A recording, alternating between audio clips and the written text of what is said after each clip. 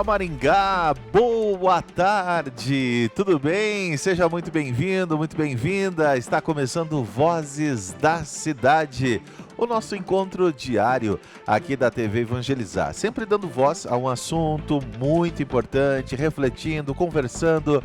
É o momento que o senhor, a senhora sempre sabe de um tema especial. Obrigado pela acolhida, tá? É sempre muito bom de receber aqui no estúdio da TV Evangelizar.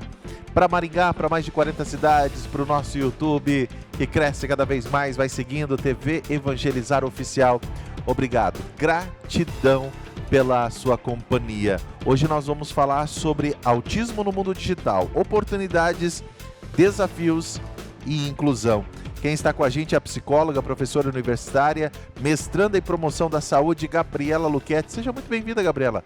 Pode chegar aqui ao estúdio da TV Evangelizar. Obrigado pela presença desde já. Boa tarde. Boa tarde, obrigada, Rafael. Pode se sentar aqui para a gente conversar. A gente já vai conversar com a Gabriele, mas antes, tem matéria, por favor, coloca no ar. Não faz muito tempo, o autismo era considerado uma condição rara, que atingia 1 em cada 2.000 crianças. Hoje, estudos mostram que 1 em cada 100 crianças pode ser diagnosticada com algum grau desse transtorno. Todos os anos, em 2 de abril, é celebrado o Dia Mundial de Conscientização do Autismo. A data surgiu com a intenção de reduzir a discriminação e o preconceito sobre esse transtorno. O autismo é uma condição que prejudica o desenvolvimento da comunicação e a interação social, podendo causar um atraso ou desvio na aprendizagem em diferentes áreas. Geralmente, ele é diagnosticado nos primeiros 3 anos de vida. Ao contrário do que muita gente pensa, autismo não é doença. É necessário também entender que cada autista é único. O grau de comprometimento pode variar muito de pessoa para pessoa. A Organização Mundial da Saúde estima que há 70 milhões de pessoas com autismo em todo o planeta, sendo 2 milhões somente aqui no Brasil. O maior marco legislativo para o autismo no país foi a Lei Federal criada em 2012, que institui a Política Nacional de Proteção dos Direitos da Pessoa com Transtorno do Espectro Autista. A importância do diagnóstico precoce é fundamental para todos os integrantes da família. Ser autista é ter uma maneira diferente de ver o mundo, que a inclusão seja a regra e nunca exceção. Espero que tenham gostado das curiosidades de hoje. Te encontro num próximo vídeo. Até!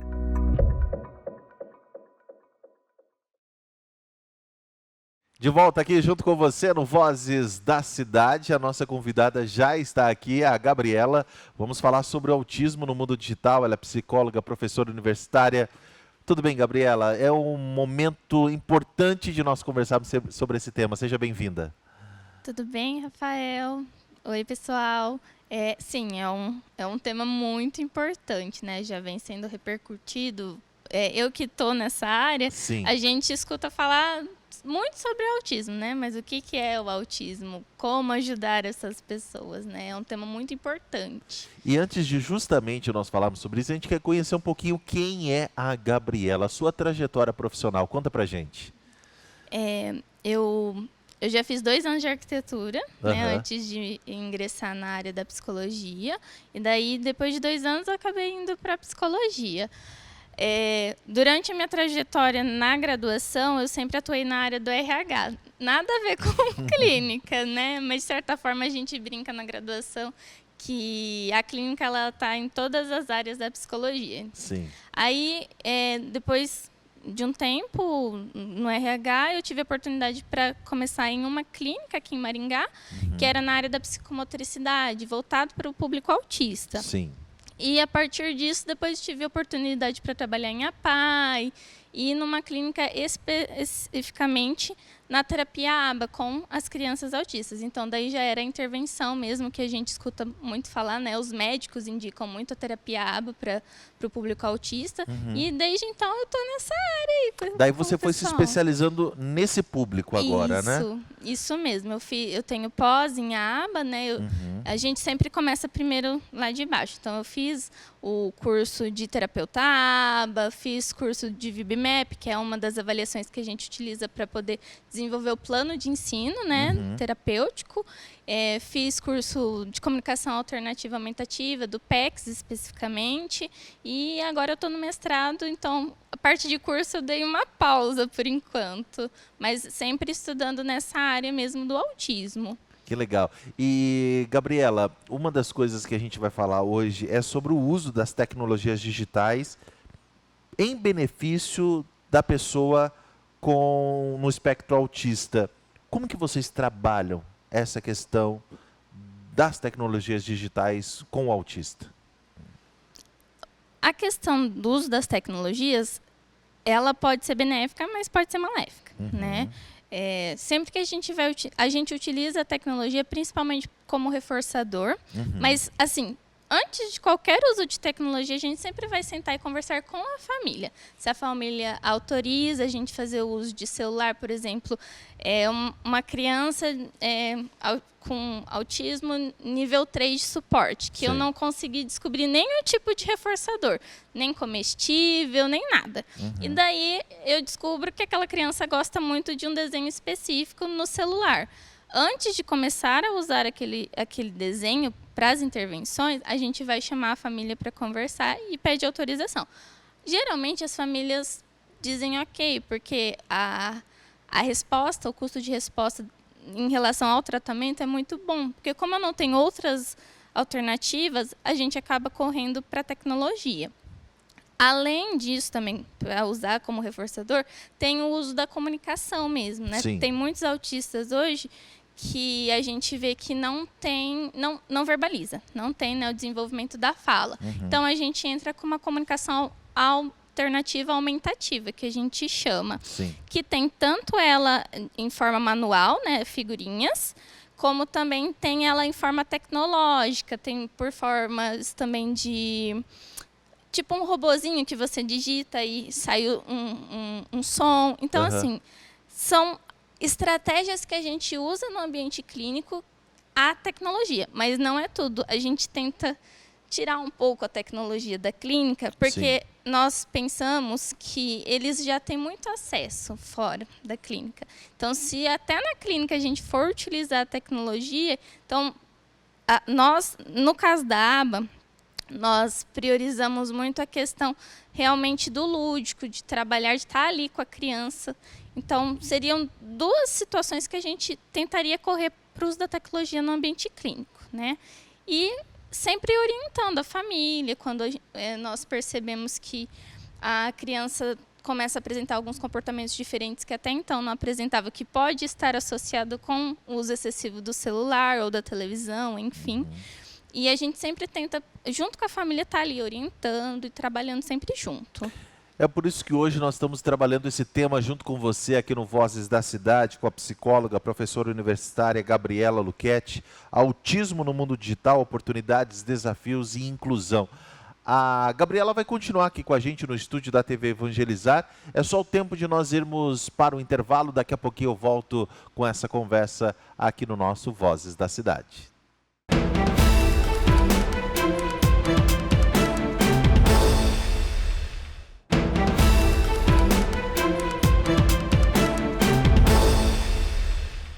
É o Vozes da Cidade na sua TV Evangelizar. Obrigado pela sua companhia. A nossa entrevistada de hoje é a professora universitária, a psicóloga Gabriela, está aqui junto com a gente no estúdio da TV Evangelizar. A gente já retoma essa conversa, mas antes tem matéria, coloca no ar. Um marco histórico para o Paraná e para o Brasil, pois foi criado aqui o primeiro Código Estadual da Pessoa com Transtorno do Espectro Autista.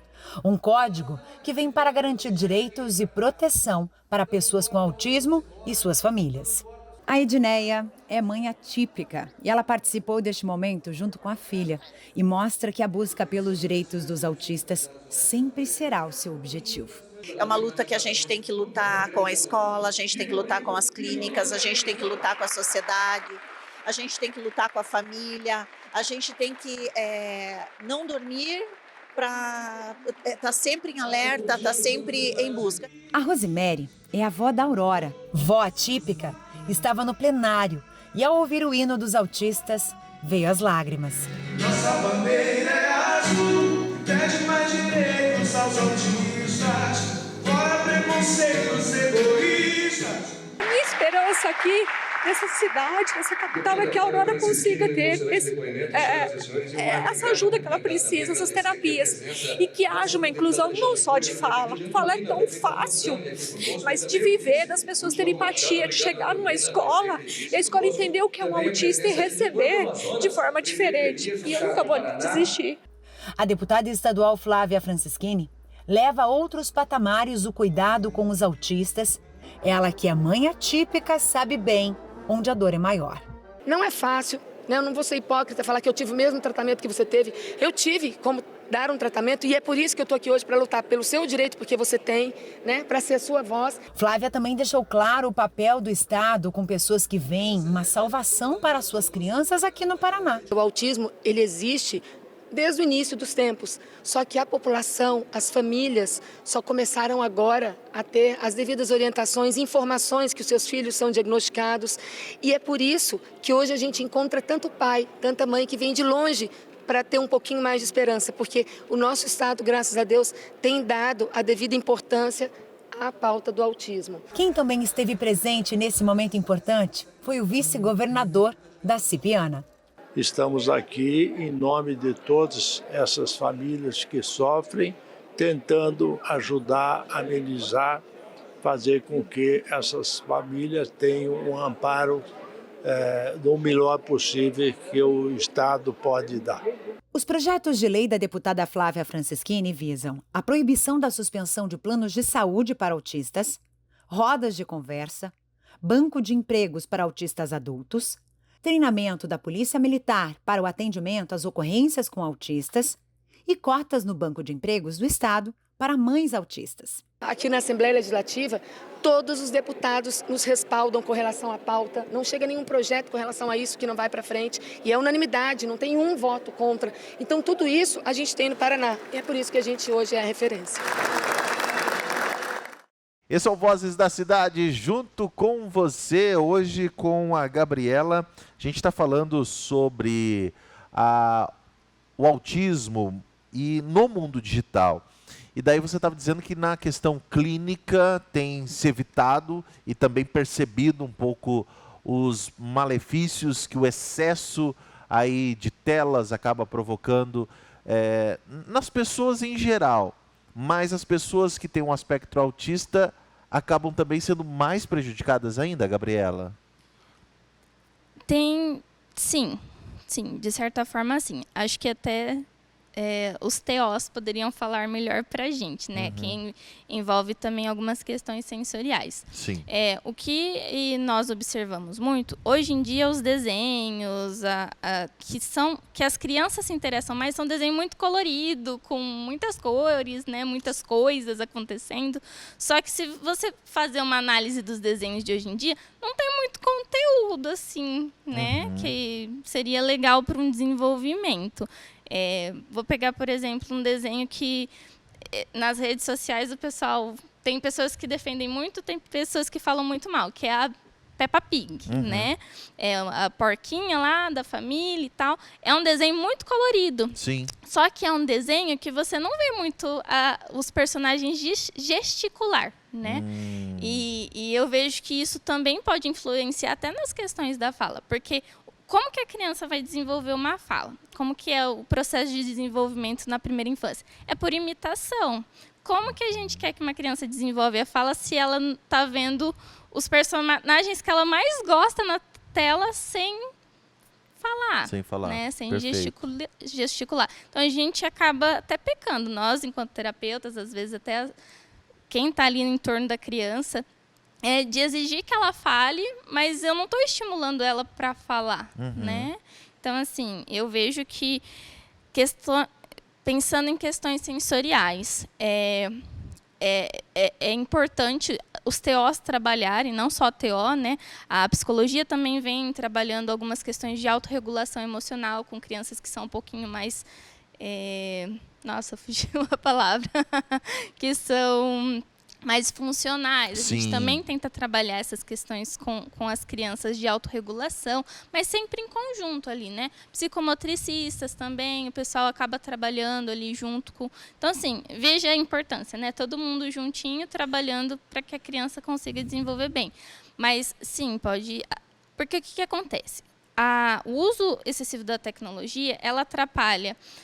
A criança pode se tornar dependente, né? Nós... Se for Sim, parar todos pra... nós, né? Já somos dependentes do celular, por Sim, exemplo, né? sim. Eu mesmo no meu dia a dia, se eu não tenho celular, eu não consigo nem trabalhar. Sim, hoje parece que faz parte do nosso corpo, né? Sim.